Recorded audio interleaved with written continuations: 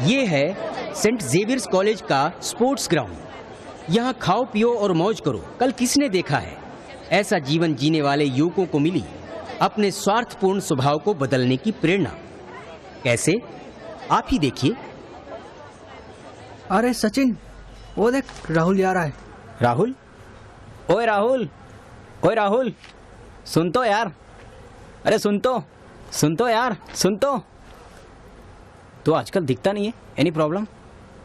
बस यूं ही यार, कोई प्रॉब्लम नहीं है। अच्छा तो चल, आज नई पिक्चर रिलीज हुई है, देखने चलते हैं। नहीं यार। हाँ, अभी हमारे साथ क्यों चलेगा? प्रकाश ने मना किया होगा ना। ऐसी बात नहीं है रवि। हाँ, बात तो the legend of Bhagat Singh की है ना। सुन ले राहुल, हमें सब पता है। ये भगत सिंह बनने के सपने छोड़ दे, नहीं तो भगत सिंह शहीद हुए थे, याद रखना। और हाँ, ये भी याद रखना, अपना देश आजाद हो चुका है। हाँ, देश तो आजाद हुआ, लेकिन तुम जैसे लोग आज भी गुलाम ही है ना। गुलाम? किसके? उन्हीं अंग्रेजों के, उनकी संस्कृति के। क्या बकवास कर रहा है तू? क्यों? पिक्चर देखने चलूं तो दोस्त, और संस्कृति के लिए बोलूं तो बकवास। राहुल, तुम और प्रकाश मिलके संस्कृति के लिए चिल्लाते रहो, कोई सुनने वाला नहीं है। सबको पता है हमारा देश सेक्युलर स्टेट है।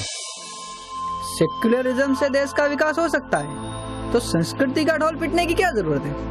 अगर हमारी संस्कृति से देश का विकास नहीं हुआ होता तो हजारों सालों से विधर्मी हमारे देश को लूटने क्यों आते? वो तेरे रिश्तेदार थे क्या? सेक्युलर की औलाद। क्या बोला तू? तेरी तो। ए रवि, अरे छोड़ो यार, छोड़ो यार, लग जाएगी। छोड़ो। अरे राहुल, क्या हुआ यार? रवि, क्या बात है? क्यों लड़ रहे हो? ये तेरे युवा संघ का परिणाम है। हे रवि, जबान संभाल के बात कर। प्रकाश, रवि का कहना है सेक्युलरिज्म से जो हमारे देश का विकास हो रहा है वो शायद संस्कृति से नहीं होता। सेक्युलरिज्म?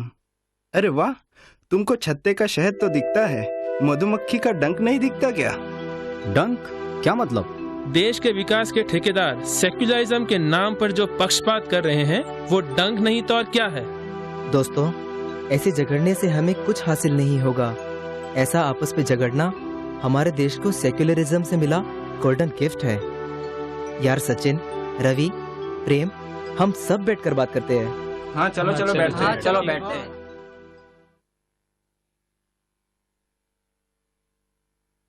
देखो दोस्तों, अगर देश की अपनी संस्कृति से देश का विकास न होता तो जापान, जो अपनी बुद्ध और शिंटो परंपरा से टेक्नोलॉजी और साइंस में इतना आगे है, क्यों?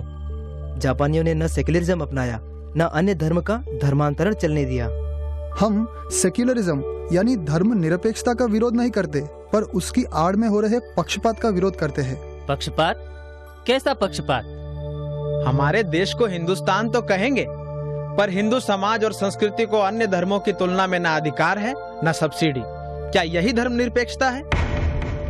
यूनाइटेड नेशन संयुक्त राष्ट्र संघ के अनुसार पूरी जनसंख्या के 10% आबादी वाले लोग ही अल्पसंख्यक हो सकते हैं। यहाँ तो मुसलमानों की आबादी 25% से आगे जा रही है।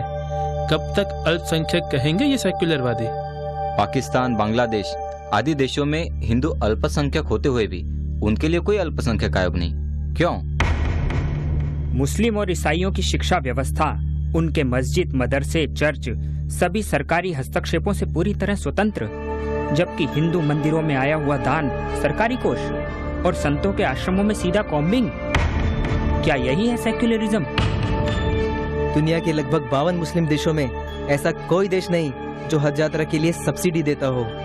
पर भारत में प्रति हज यात्री को कम से कम 20,000 रुपए दिए जाते हैं, जबकि हिंदुओं के अमरनाथ, चारों धाम आदि यात्राओं के लिए टैक्स देना पड़ता है। क्या यही है धर्म निरपेक्षता? सरकार तो वोटों की राजनीति के लिए ये करती होगी, पर मीडिया तो सेक्युलरवादी है, वो क्यों नहीं ये बातें बताती?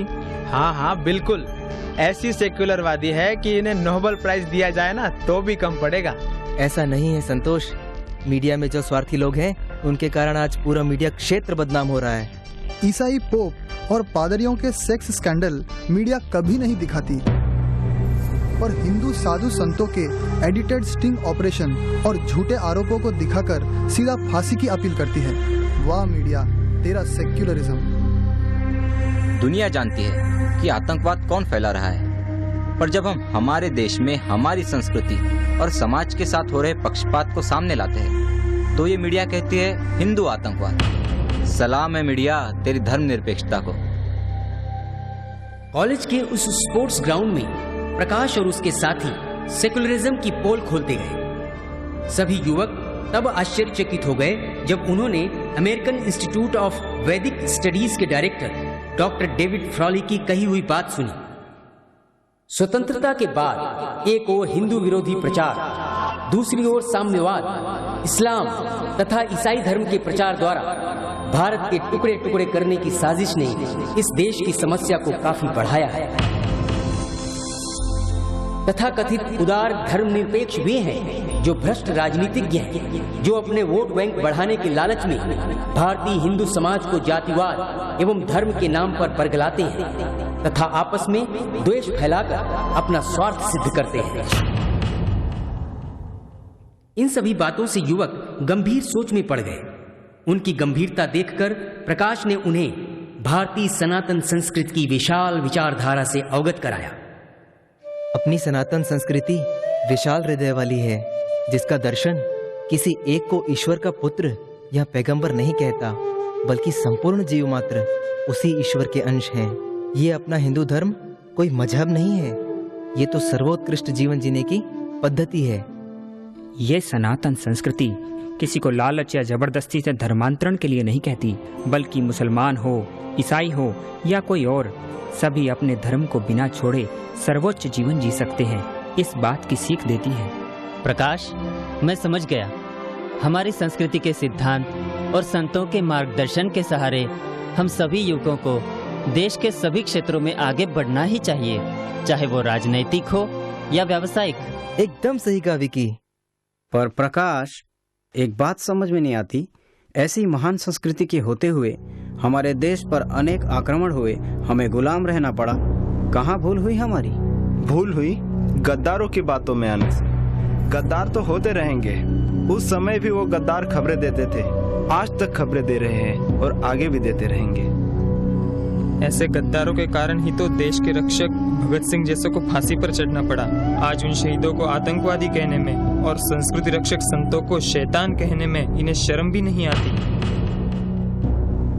तो क्या हुआ जब मेरे गुरुदेव परम पूज्य संत श्री आसाराम जी बापू अपने शरीर की 70 वर्ष की आयु में भारत देश के गांव-गांव, शहर-शहर जाकर भारतवासियों के दिलों में संस्कृति प्रेम जगा रहे हैं।